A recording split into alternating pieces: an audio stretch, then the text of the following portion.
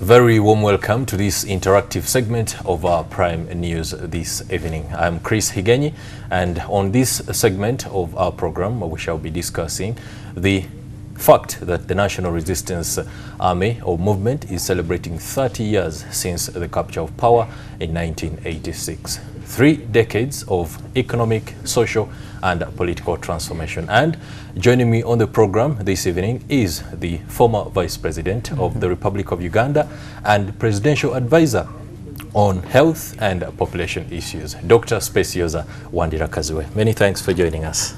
Good evening, viewers. It's been a long time since we met. I must have last met you at the Microfinance Center. Yes. You have long moved on. Yes, to the President's office where you're advising on health and population. In a nutshell, what are you telling the President on a daily basis?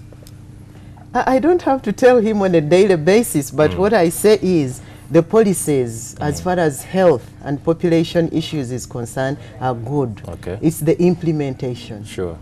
But implementation needs resources, and those resources have to come from the economy as it grows. Okay. Let me take you back to 1986 when the National Resistance Army, then led by, of course until now, General Yoweri Kaguta Museveni, came into power or marched into Kampala. They marched into Kampala on the 25th of January, but the celebrations and the official day were taken to the 26th. What is your recollection of that moment? Specifically, I was in Mulago because I had to be on standby. That's Every right. time there is a disturbance in the country, whether it's a celebration, whether it's a sports event, the surgeons have to be on standby. Okay. And that's where I was. When you heard that the rebels had entered Kampala, were you appalled? Were you happy that perhaps... I wasn't appalled because I was working with Dr. Makumbi to support them. Okay. I was also removing bullets and shrapnel from some of them from my own apartment in Bugolovi. Okay. So I was not shocked that they were coming. After 30 years, how would you assess the progress of improvements in health sector in Uganda? My take is to call upon all Ugandans to make sure they don't fall sick. Okay. Wow. Because what is killing Ugandans? Preventable diseases.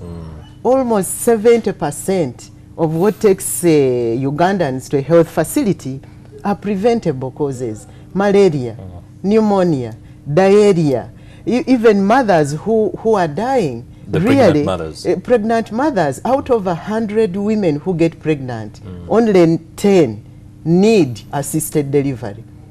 That is a medical fact, it's an anatomical fact, it's an obstetric fact. Wow. Whether you are looking at cows or dogs or whatever, the baby will come out whether you like it or not. Okay. So the health system should really be focusing on that 10%. That particular. So at the end of the day, what the NRM has done is to unplug the pipe for those who need medical care.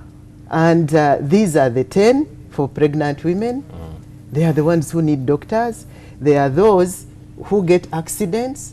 They are those who get hernias, but even those you may not need to really get a doctor to operate on you. So at the end of the day, for me, systematically, NRM is saying the other causes are not in the medical sector. They are in the water sector, and it's being addressed.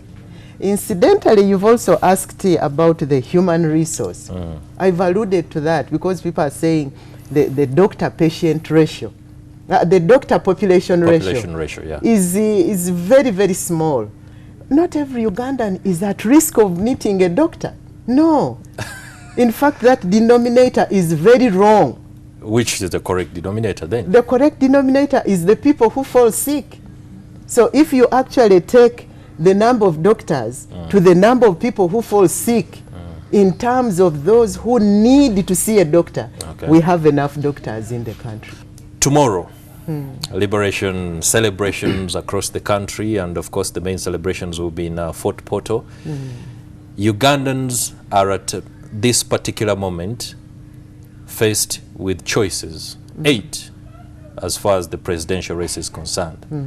Many who are going to vote today are the generation of the NRM, and they are looking out for indicators of progress. They might not be in position to determine what progress is because they've seen only one regime. There must be a clear message as far as the future is concerned. First, they must have a mindset change to imagine that the jobs are in an office and that the IT is going to make money for them. Okay. The IT is a tool. So I believe that if they skill themselves and are ready to really get their hands dirty, there is enough work in this country. Well, that is very amazing, and thank you very much, Dr. Specioza Kazwe, for that very insightful comments. And thank you, and I wish you happy NRM celebrations. No doubt. And to choose the right candidate. Well, and the NRM in particular. The Ugandans are there, and of course the choice remains for every individual Ugandan as far as choosing who your next leaders are for the next 5 years. That's 2016 to 2021. I'm Chris Higenyi. That's it for this edition.